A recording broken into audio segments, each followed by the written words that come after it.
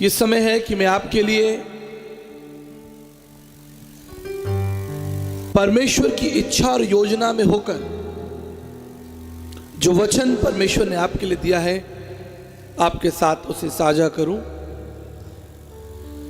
क्योंकि जो दर्शन, जो प्रकाशन और भेद की बातें परमेश्वर अपने लोगों को देते हैं, अपने याजकों को देते हैं, वो सिर्फ उनके लिए नहीं होता, वो सब लोगों के लिए होता है। और इसलिए प्रभु ने आपको बुलाया है कि आप उसकी मेज में से खाएं। जब हम भजन संहिता अध्ययन करते हैं तो वहां हम सीखते हैं कि प्रभु ने हमें अपनी मेज पर निमंत्रण दिया है। और ये भोजन केवल शारीरिक भोजन नहीं है, लेकिन आत्मिक भोजन है, जिसके द्वारा आपका मन, आपका प्राण जो है वो जीवित रहेगा। शरीर के लिए तो आप अच्छा भोजन खा सकते हैं, लेकिन आपके मन के लिए जो ऊर्जा है, जो शक्ति है, वो केवल परमेश्वर के वचन में है। इसलिए मैं अपनी सभाओं में लोगों को प्रेरित करता हूं, प्रेरणा देता हूं कि वो बाइबल लेकर आया करें, नोटबुक लेकर आया करें, पेन लेकर आया करें और कुछ लिखें। मैं यकीन दिलाता हूं आपको, वो वचन किसी न किसी दिन, किसी मोड़ पर आपके लिए एक सामर्थ, एक ऊर्जा, एक प्रकाशन, एक ज्योति होगी और आप बच जाएंगे। मेरे साथ वचन निकाले, पहला यूहन्ना उसका 5 अध्याय 12 पद, और इस पर हम मनन करेंगे। और उसके बाद कोई व्यक्ति निकाल लेगा लूका 15 और उसके 20 पद को। पहले हम पढ़ेंगे पहला यूहन्ना 5:12, पहला यूहन्ना 5:12, और उसके बाद लूका 15 और उसके 20 पद को हम पढ़ेंगे। जिसके पास पुत्र है उसके पास जीवन है, और जिसके पास परमेश्वर का पुत्र नहीं उसके पास जीवन भी नहीं है। देखिए, मैं पहले दिन से आपको बताता आया हूं कि परमेश्वर का वचन हमारे लिए कोई सलाह नहीं है, यह सामर्थ है, यह आज्ञा है।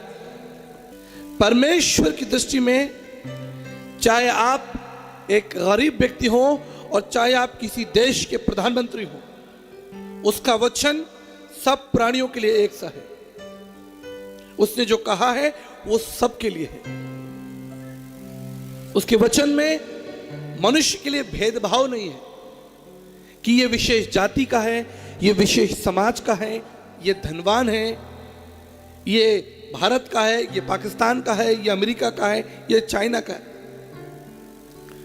जिस तरह ये सूर्य का प्रकाश सारी पृथ्वी के लिए पर्याप्त है और जरूरी है, ठीक इसी तरह परमेश्वर का वचन हर एक प्राणी के लिए पर्याप्त है और जरूरी है।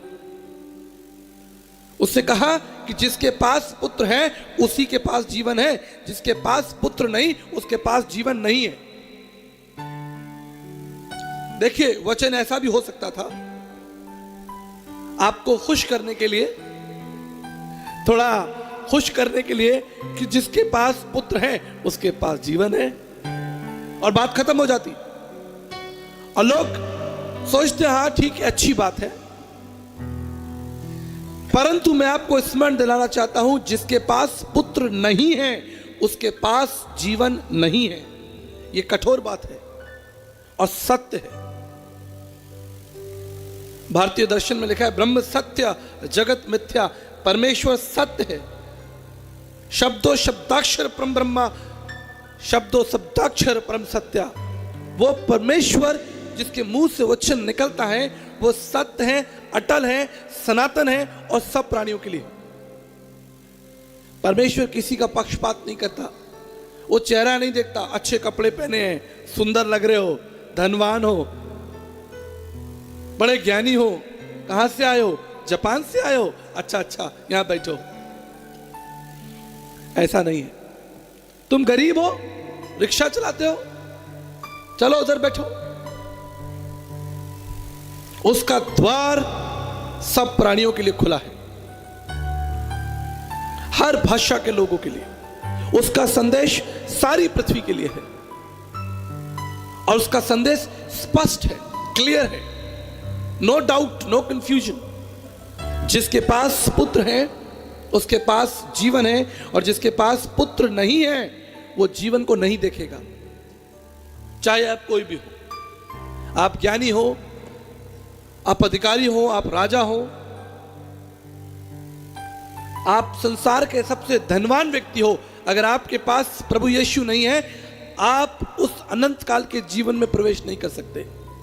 सुन लीजिए, चाहे आप इस पंडाल में उपस्थित हो या इस वीडियो के माध्यम से इस संदेश को आप कभी बाद में सुने, अगर आपके पास परमेश्वर का पुत्र यीशु नहीं है, आप जीवन को नहीं देखेंगे।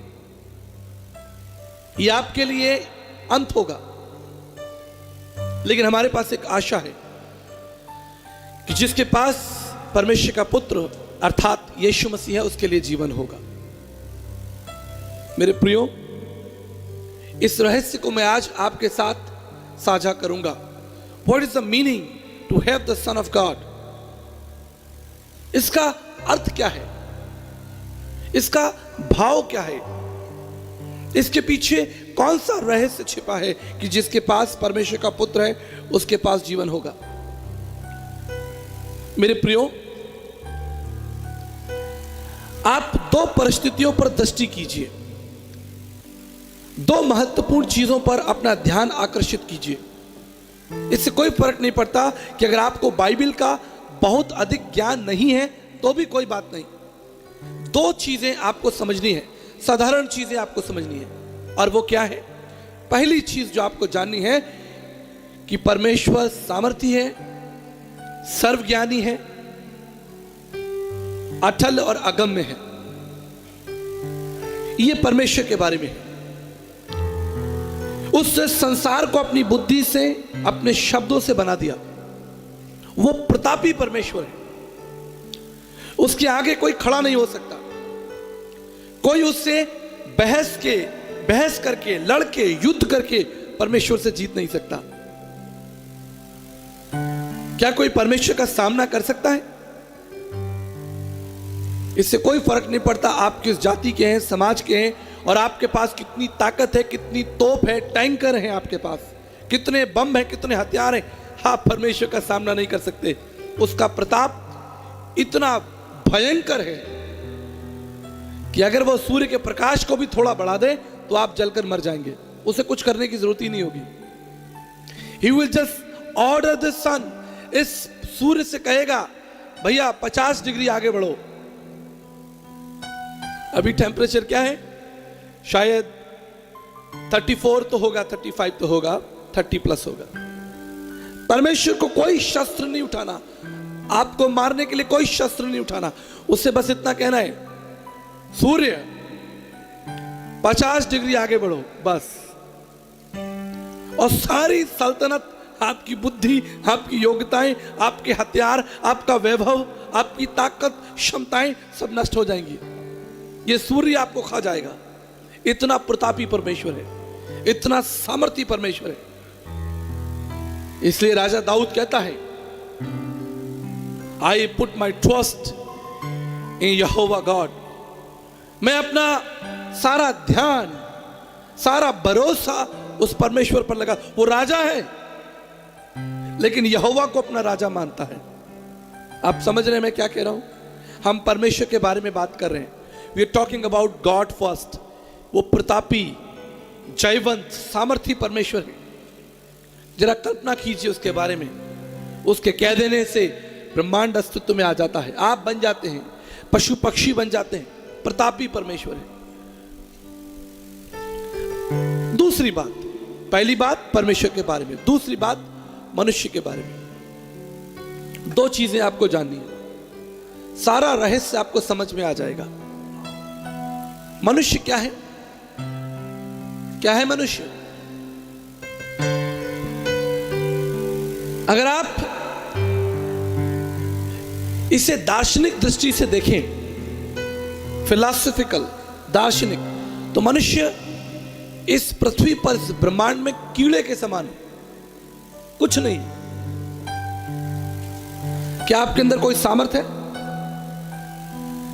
अगर कोई सोचता है कि मैं बुद्धिमान हूं तो वो मूर्ख है। अगर कोई सोचता है कि मैं महान हूं, तो कितने महान लोगों की कब्र जो है वो हमारे हिंदुस्तान में है। मैं विश्व की बात ही नहीं कर रहा, सिर्फ हिंदुस्तान की बात कर रहा हूं। सारे महान लोग कहां चले गए? बड़े बड़े सम्राट कहां चले गए? योद्धा कहां चले गए? बड़े बड़े अधिकारी और मंत्री कहां चले गए? किसी समय में जिनका खौफ था, लोग उनके आगे गिरते, दंडवत करते, आज वो लोग कहां हैं? मनुष्य कुछ नहीं, मात्र मिट्टी है। परमेश्वर प्रतापी, जयवंत, सदा के लिए, और मनुष्य कमजोर, पापी है। लेकिन एक अद्भुत रहस्य बाइबल में लिखा है, बड़ा अद्भुत रहस्य है। यूहन्ना 15:15 में वो प्रतापी, जयवंत, विराट, अगम्य परमेश्वर क्या कहता है? आपको कहता है तुम मेरे मित्र हो। क्या कहता है? आप हो सकते हैं मित्र किसी के, परमेश्वर के। क्या वो प्रतापी और जयवंत परमेश्वर और आप कमजोर, तुच्छ, कीड़े समान, क्या कभी हमारे बीच कोई मित्रता हो सकती है? नहीं हो सकती। लेकिन अगर ये हुआ है, परमेश्वर का वचन है, तो इसके पीछे कोई सिद्धांत होगा। Book of John chapter 15 verse 15 says, "You are my friend. How can be a man, a mortal man, be a friend with immortal God?" एक कमजोर प्राणी परमेश्वर का मित्र कैसे हो सकता है? There is secret, there is mystery, एक रहस्य है। लूका उसका 15 अध्याय और उसके 20 पद को पढ़िए। तब वो उठकर अपने पिता के पास चला। वो अभी दूर ही था कि उसके पिता ने उसे देखकर तरस खाया और दौड़कर उसे गले लगाया और बहुत चूमा। देखिए, सीखिए, पवित्र शास्त्र बाइबल में दो महत्वपूर्ण शब्द हैं।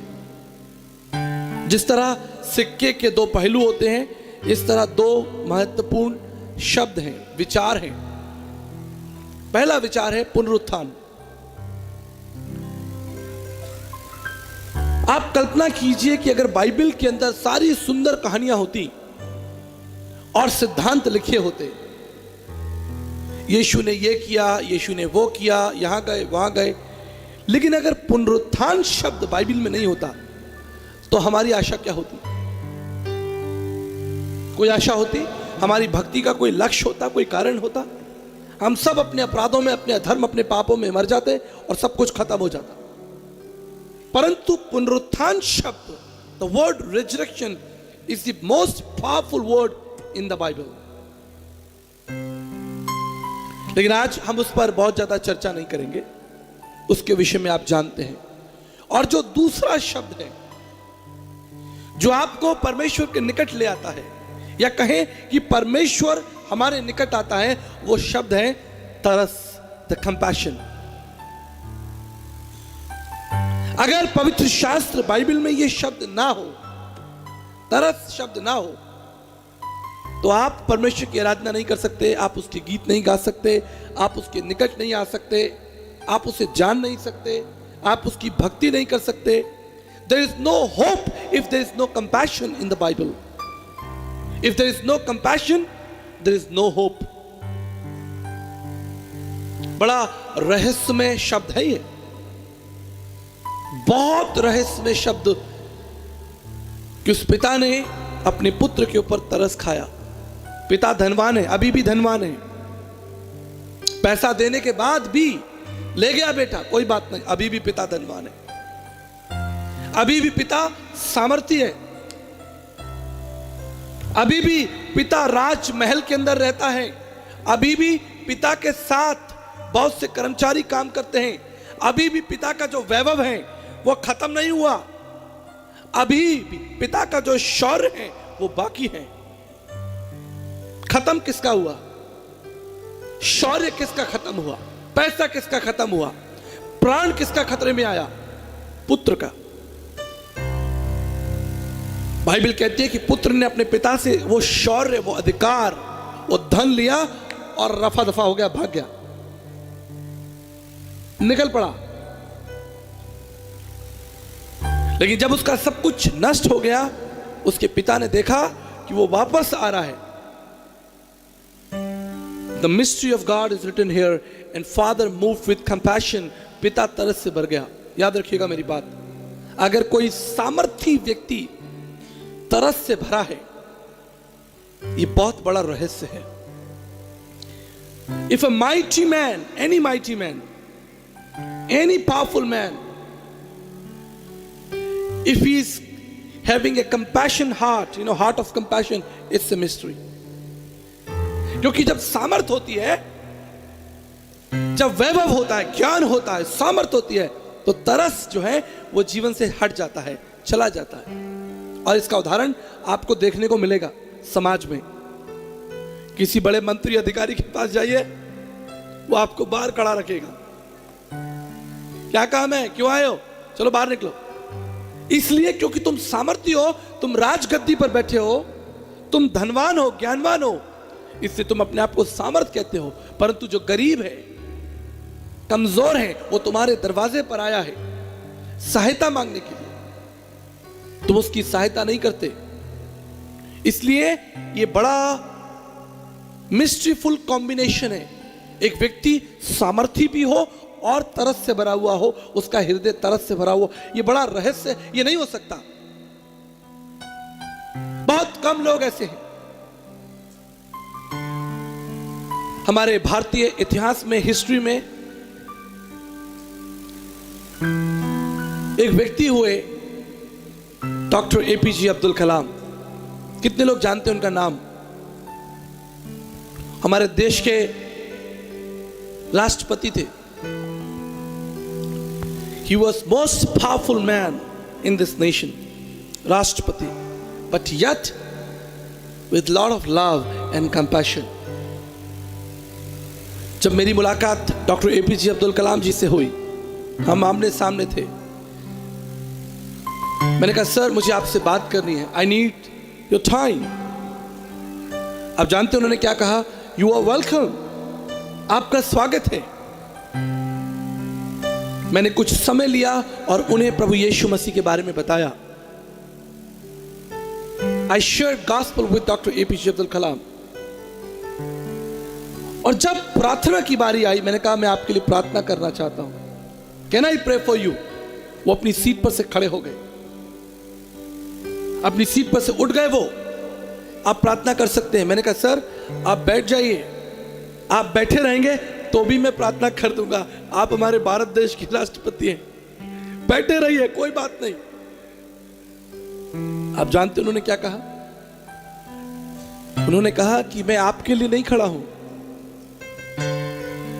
मैं खड़ा हूं जो नाम आपने लिया, जिस नाम से आप प्रार्थना करना चाहते हैं। You are powerful, yet full of compassion and love. ये केवल परमेश्वर का स्वभाव है मेरे प्रियो। मैंने आपको याद दिलाया कि परमेश्वर कितना प्रतापी है, कितना सामर्थी है। उसके बोल देने से सब कुछ हो जाता है। लेकिन हम क्या देखते हैं? What we learn from the word of God. अगर वो अपनी दया का, अपने अनुग्रह का, अपने प्रेम का, अपने तरस का हाथ हटा ले, एक भी प्राणी इस पृथ्वी पर एक मिनट के लिए जीवित नहीं रह सकता। इसलिए हम पढ़ेंगे विलाप गीत, विलाप गीत उसका 3 अध्याय और 22 और 23। हम मिट नहीं गए, यह यहोवा की महान महाकरुणा का फल है, क्योंकि हम मिट नहीं गए, ये परमेश्वर की महाकरुणा का फल है। आगे पढ़े। क्योंकि उसकी दया अमर है, प्रति भोर वो नई होती रहती है। हालेलुया। उसका जो तरस है, उसका तरस एक दिन के लिए, एक हफ्ते के लिए नहीं है। उसका तरस सारी मानव जाति के लिए, प्रत्येक दिन नया हो जाता है सारी मानव जाति के लिए। उसका तरस हमेशा के लिए। इसी वचन कहता है कि हम मिट नहीं गए, ये यहोवा की महाकरुणा है। High compassion. मेरे प्रियो, मुझे नहीं मालूम कि आपने अपनी जिंदगी में कभी तरस को अनुभव किया है। हो सकता है आपने किसी पर तरस किया हो, वो एक अलग विषय है। That you moved with compassion for someone, that's a different thing. But my question, have you felt compassion in your life? क्या आपने कभी तरस को अनुभव किया? किसी ने आप पर तरस किया हो? Do you remember any story? आपको वो कोई कहानी याद है? मुझे अपने जीवन की एक कहानी याद है। जब मैं कॉलेज स्टूडेंट था, ईयर 2001, 23 साल पहले, तो मुझे बस में यात्रा करनी होती थी। अपने शहर से जहां मैं रहता था वहां से मेरे कॉलेज के लिए बस की यात्रा होती थी। और मुझे याद है उस बस का जो टिकट हुआ करता था वो 13 रुपए, अर्थात 13 रुपीज, 13 रुपए प्रत्येक दिन।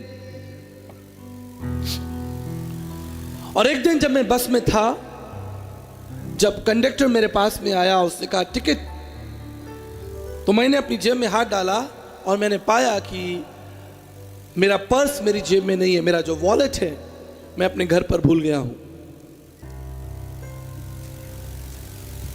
और मुझे बड़ी निराशा हुई। उस कंडक्टर ने मुझसे कहा कि अगर आप आगे यात्रा करना चाहते हैं तो आपको 13 रुपए देने होंगे, नहीं तो आप यहीं उतर जाइए।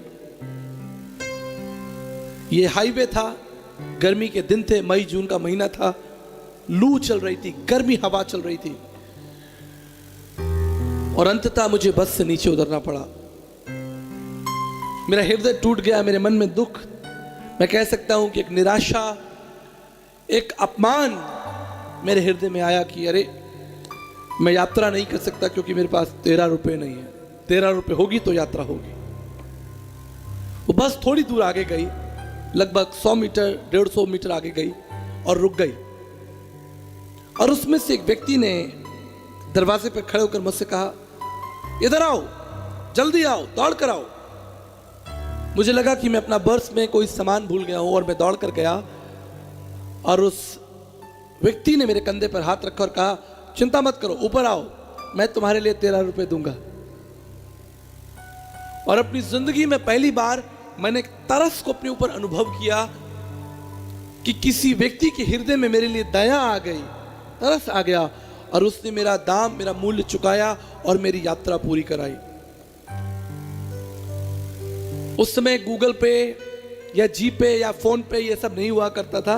अगर होता तो मैं निश्चित उसको वो 13 रुपए वापस करता। लेकिन पूरे मार्ग में उसे देखता रहा और जब मैं मेरा कॉलेज आया मैंने उसको धन्यवाद कहा और मैंने कहा अगर कभी हमारी मुलाकात होगी तो मैं इस 13 रुपए को याद रखूंगा। और मैं वहां से चला गया। आज 24 साल बाद मैं आपको वो कहानी बता रहा हूं क्योंकि उस घटना ने मेरे हृदय में तरस को अनुभव करने के लिए एक स्थान दिया। क्या आपने अपने जीवन में कभी कोई तरस अनुभव किया है कि जब आप संकट में थे, आप कठिनाई में थे, आप चुनौती में थे, आप तकलीफों में थे, किसी ने हाथ बढ़ाकर आपकी सहायता की हो और आपको संकट से निकाला हो? Have you ever felt compassion? कई बार हम सोचते हैं हम दूसरों को कंपैशन अपना दिखा सकते हैं, लेकिन मैं याद दिलाना चाहता हूं कि जब तक आप दया को अनुभव नहीं करेंगे मजा नहीं आएगा। जिंदगी में एक बार तरस को अनुभव करके देखिए कि कोई आप पर तरस करे। आप कमजोर हो, दुखी हो, व्हाट द बाइबल सेज, परमेश्वर क्या कहता है, हम मिट नहीं गए। क्यों? क्योंकि ये परमेश्वर की महाकरुणा है। लिखा है ये उसका फल है, क्योंकि उसकी दया जो है वो अमर है और प्रत्येक दिन ये दया जो है वो नई हो जाती है। क्या बात है, क्या वचन है, ताली बजाएंगे। कितना कितना सुंदर वचन लिखा है। अगर ये तरस शब्द बाइबल के अंदर ना हो तो आप परमेश्वर के साथ संगति नहीं कर सकते।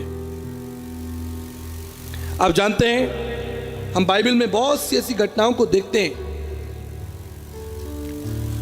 अगर आप मरकुस उसका पहला अध्याय, book of Mark chapter 1 verse 41 देखिए। Book of Mark chapter 1 verse 41।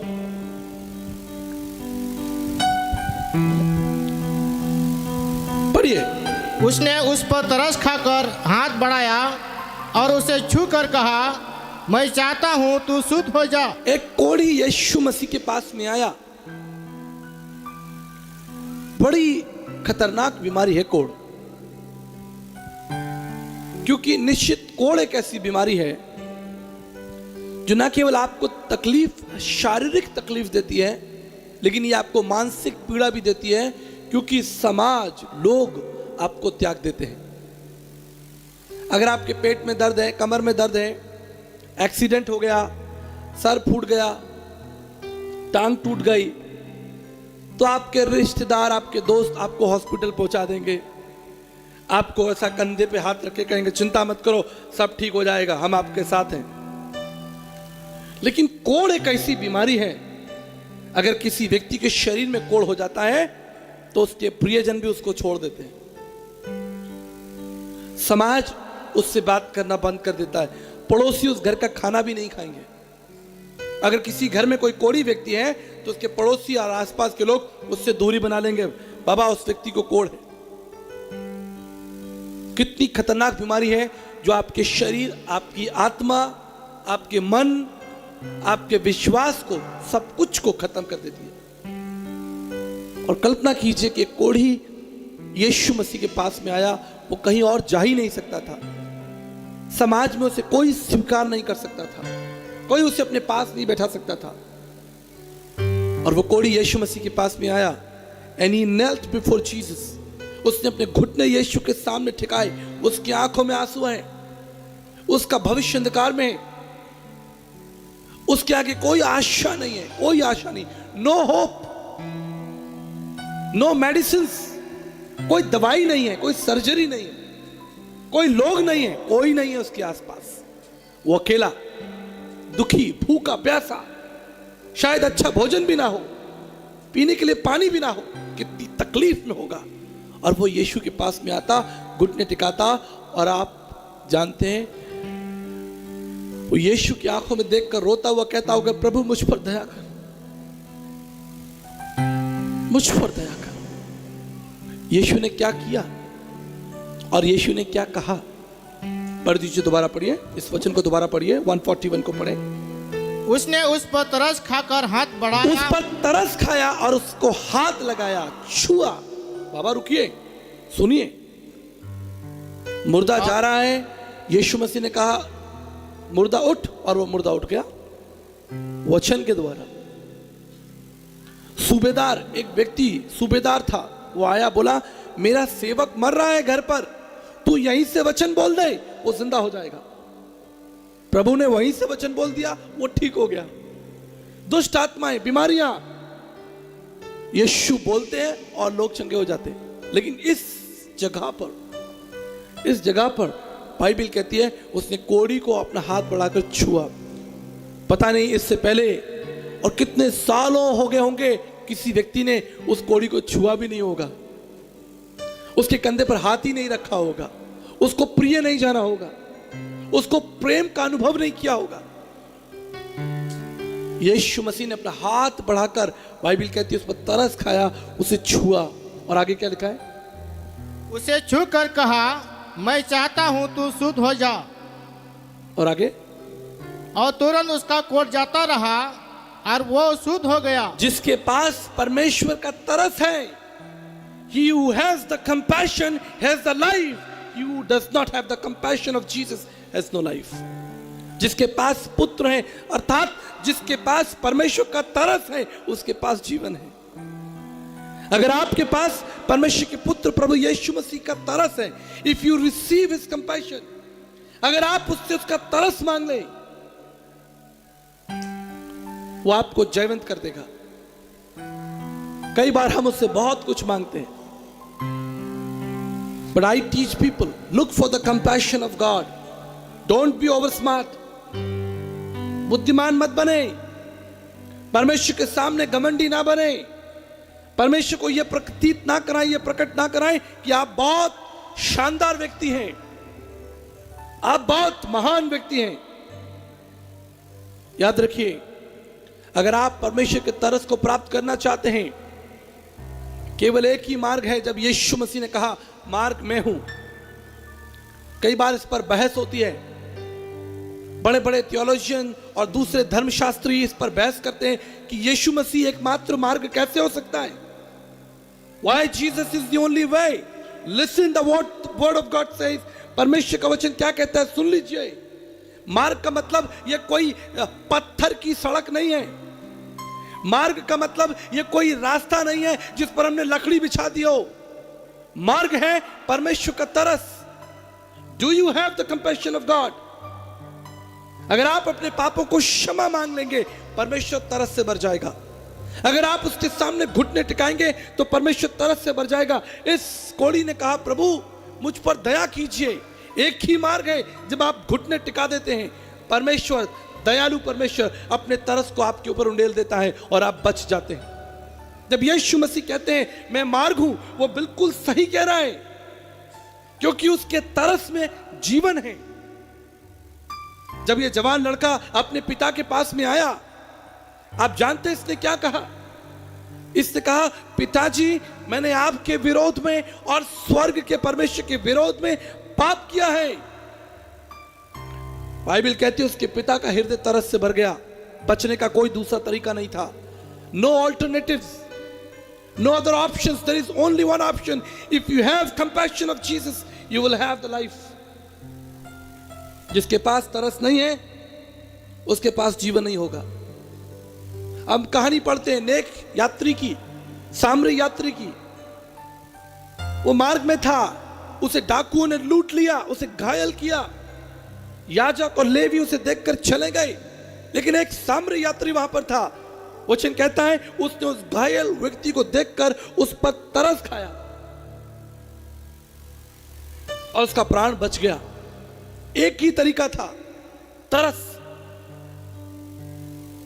जब तक दया नहीं है, तरस नहीं है, तब तक आप उस जीवन को कभी नहीं प्राप्त कर पाएंगे। मैं अपने जीवन की एक सच्ची कहानी आपको बताता हूं। मैं एक मिठाई की दुकान में था, स्वीट शॉप, एक बड़ी शानदार मिठाई की दुकान, जिसके अंदर लोग मिठाइयां खरीद रहे थे, महंगी महंगी मिठाइयां। और बाहर कुछ गरीब बच्चे खेल रहे थे। उस मिठाई दुकान के आसपास जाते हुए लोगों से वो मिठाइयां मांग रहे थे। मैं उस मिठाई की दुकान में था और मैंने देखा कि एक बच्चा, छोटा बच्चा, जिसके शरीर, जिसका गंदा था, जिसके पैरों में चप्पल नहीं थी, और वो कांच में से ऐसे मिठाई को देख रहा था, इस तरह से अंधेरे में ऐसा बना के मिठाइयों को देख रहा था। और मैं दुकान के अंदर उससे देख रहा था कि वो मिठाइयां देख रहा है, मैं उसे देख रहा हूं, वो मिठाइयां देख रहा है। मैंने उससे इशारा किया, अंदर आओ। उसे विश्वास नहीं हुआ, He could not believe। उसने पीछे मुड़कर देखा कि क्या ये किसी और व्यक्ति के लिए निमंत्रण है, इशारा है, या मेरे लिए। मैंने कहा भाई तुम्हें ही बुला रहा हूं, जल्दी आओ।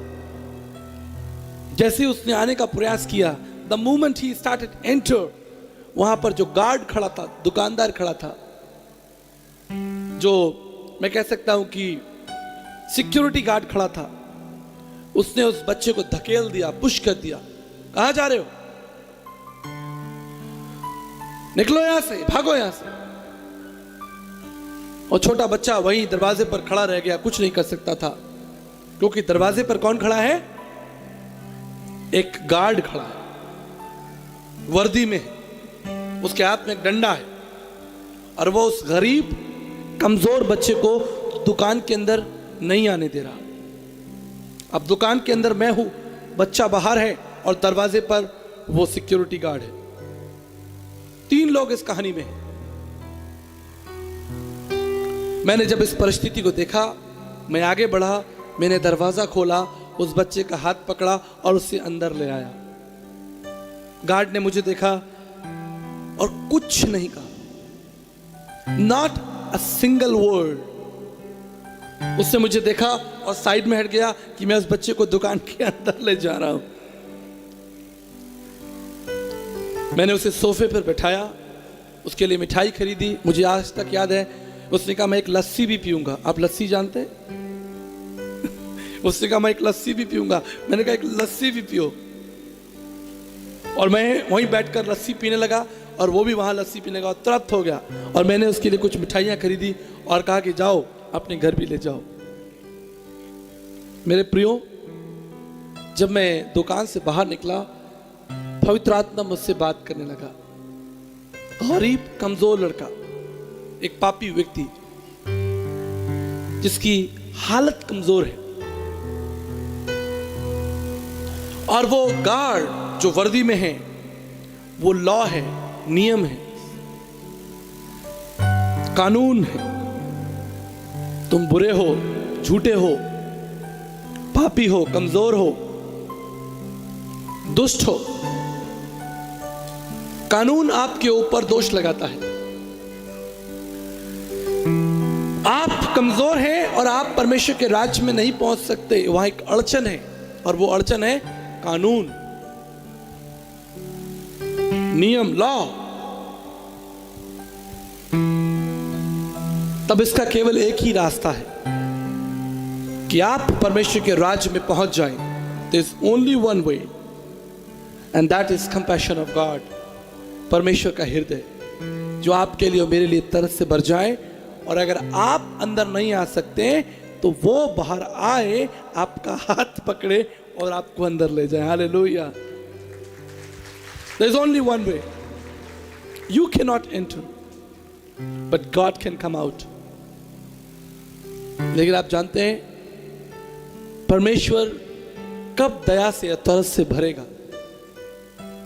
When you are broken, when you have tears, जब आपकी आंखों में आंसू हैं, आप कमजोर हैं और आप अपने घुटने टिकाएं और बड़ी इच्छा और बड़े गहरे मन से परमेश्वर के उद्धार के कार्यों को समझने की कोशिश करें।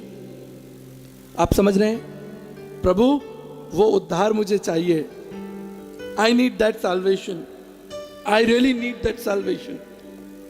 मुझे आपकी संगति चाहिए प्रभु। मैं बाहर गर्मी में खड़ा हूं, मर रहा हूं, भूखा हूं। I need you. Will you please help me?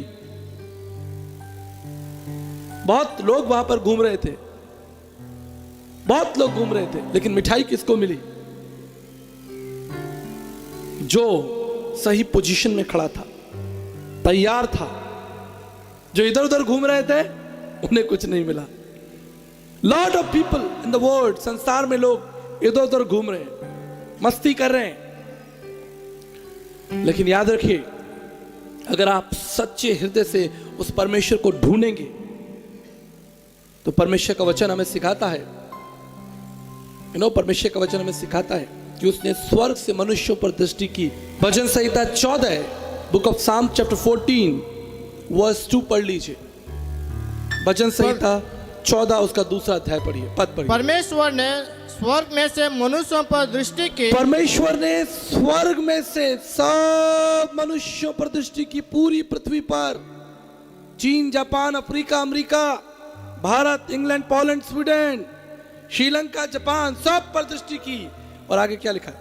कि देखे कि कोई बुद्धिमान, कोई परमेश्वर का खोजी है या नहीं। जितने लोग उसे खोज रहे हैं उसे वो मिल रहा है। हालेलुया बोल दीजिए। जितने लोग उसे ढूंढ रहे हैं उनको मिल रहा है। स्वर्ग से परमेश्वर ने दृष्टि की, एक बुद्धिमान मिल जाए तो मैं उसको मिल जाऊंगा। अगर आप परमेश्वर को ढूंढ रहे हैं तो आप परमेश्वर को प्राप्त कर लेंगे। आप जानते हैं क्यों? क्योंकि ये परमेश्वर चाहता है कि आप उसके तरस को, उसके पुत्र को प्राप्त करें।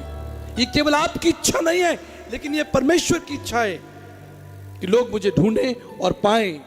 और आप याद रखिए, जब मैं संदेश को विराम देना चाहता हूं Book of Matthew chapter 9 verse 36. Very powerful verse. बहुत ही सामर्थी वचन, अंडरलाइन कर लीजिए, लाल पीला कर लीजिए, इस पर लिख लीजिए, highlighter. Book of Matthew chapter 9 verse 6. परंतु इसलिए कि तुम जान लो कि मनुष्य के पुत्र को पृथ्वी पर पाप क्षमा करने का अधिकार है. Matthew 9 chapter 36. And God, Jesus moved with compassion. बड़ी भीड़ को देखा. जब उसने भीड़ को देखा तो This is the word. जब उसने एक बड़ी भीड़ को देखा तो उसको लोगों पर तरस आया. हालेलुया. ये देखिए, प्रतापी परमेश्वर, सामर्थी परमेश्वर बड़ी भीड़ को देखकर तरस से भर रहा है. लेकिन याद रखिएगा, उसका तरस वही ठहरेगा जो उसे प्राप्त करना चाहता है.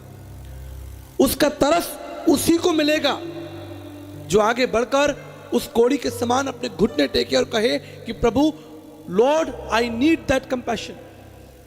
प्रभु, मुझे आपकी आवश्यकता है. बारिश हो रही है, प्रकाश हो रहा है, लेकिन अगर आप अपने आप को दरवाजे में बंद कर लें, एक कमरे में बंद कर लें, यह सूर्य का प्रकाश आप तक नहीं पहुंच सकता, क्योंकि आपने अपने आप को अंधकार में बंद कर लिया है, एक दरवाजे के अंदर बंद कर लिया है. लेकिन जब दरवाजा खोलकर आप मैदान में आएंगे, यह सूर्य का प्रकाश आपको शक्ति देगा, ऊर्जा देगा. आज बहुत से लोग कहते हैं हमारे जीवन में परमेश्वर का कोई काम नहीं हो रहा, हम प्रार्थना कर रहे हैं, हमारे जीवन में परमेश्वर का काम नहीं हो रहा. Have you knelt down like this leper? क्या आपने इस कोड़ी के समान अपने आप को, क्या आपने इस जवान लड़के के समान प्रभु से कहा कि प्रभु, मैं उठकर आपके पास आना चाहता हूं? बाइबल कहती है उसका पिता तरस से भर गया. मेरे प्रियो, जब मैं अपने संदेश को समाप्त करना चाहता हूं, आपको तरस का एक बहुत सामर्थ्य उदाहरण दूंगा और आपके लिए प्रार्थना करूंगा. What is compassion and what compassion can do? Let me explain you. तरस क्या है और ये तरस क्या कर सकता है, इसका मैं आपको एक उदाहरण देना चाहता हूं. आपने लकड़ी के क्रूस को देखा होगा. हजारों सालों से ये लकड़ी, ये क्रूस लोगों के लिए मृत्यु का साधन था. इस पर बड़े बड़े अपराधियों को लटकाकर मार दिया जाता था. Cross was sign of death and pain and suffering. लोग क्रॉस को देखते और डर के भाग जाते. कोई क्रूस को छूना नहीं चाहता, कोई क्रूस के पास नहीं आना चाहता. लोग दूर से क्रूस को देखते और भाग जाते. A sign of death, a sign of pain and suffering. मृत्यु, पीड़ा, दर्द और अपमान का चिन्ह था. ना जाने इस क्रूस ने कितने लोगों के प्राण ले लिए होंगे, कितने लोग इस क्रूस पर चढ़कर मर गए होंगे. Thousands of people in Romans time. लेकिन एक दिन ये क्रूस दयालु प्रभु यीशु मसीह के हाथों में आ गए. दयालु प्रभु यीशु मसीह, a God who is having compassion in his heart. Bible कहती है कि जैसे यीशु ने इस कोड़ी को छुआ, उसका कोड़ खत्म हो गया. ठीक इसी तरह यीशु मसीह ने क्रूस को छुआ. He touched, they become one. और क्रूस का इतिहास बदल गया. अब कोई क्रूस से डरता नहीं. अब क्रूस को देखकर कोई भागता नहीं. अब लोग नहीं कहते कि ये मृत्यु का और पीड़ा का और मृत्यु का चिन्ह है. अब लोग उसे शांति का चिन्ह कहते हैं, उसे प्रेम का चिन्ह कहते हैं. It's no more sign of death, pain and suffering. It's a sign of love, hope and compassion and future. अगर यीशु मसीह इस लकड़ी के जीवन को बदल सकता है, तो समझिए आपका जीवन कितना ही काला क्यों ना हो, आपका इतिहास कितना ही गड़बड़ से भरा क्यों ना हो. If you have the Son of God, you will have life, you will have testimony. अगर आपके पास परमेश्वर का पुत्र यीशु है, आपके पास एक जीवन है और उस जीवन में गवाही है और उस गवाही में एक आशा है, आपके लिए एक भविष्य है. उसने स्वर्ग को छोड़ा, मनुष्य बन गया, ताकि आप जो पापी मनुष्य हैं वो परमेश्वर की संतान बन जाए। प्रभु के महान दास साधु सुंदर सिंह जी ने कहा था, Jesus died for you, you live for him. Yeshu Masih तुम्हारे लिए मारा गया, तुम उसके लिए जियो। मेरे प्रियो, आज का संदेश यही है, He who has the Son has the life। जिसके पास परमेश्वर का तरस है उसके पास जीवन है, और जिसके पास परमेश्वर का पुत्र प्रभु यीशु वो कंपैशन, वो तरस नहीं है, उसके पास जीवन नहीं है। मेरी यही प्रार्थना है इस मंच के माध्यम से कि आपके पास परमेश्वर का पुत्र हो, आपके पास वो दया, वो तरस हो, वो भविष्य हो।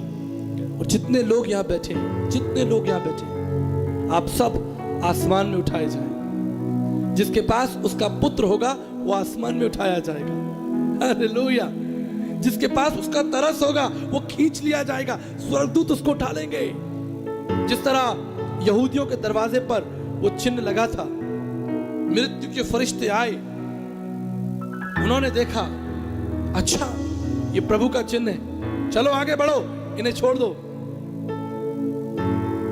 जिनके पास चिन्ह नहीं था वो मर गए। ठीक इसी तरह जिसके पास परमेश्वर का पुत्र यीशु होगा वो बच जाएगा, वो हवा में उठाया जाएगा।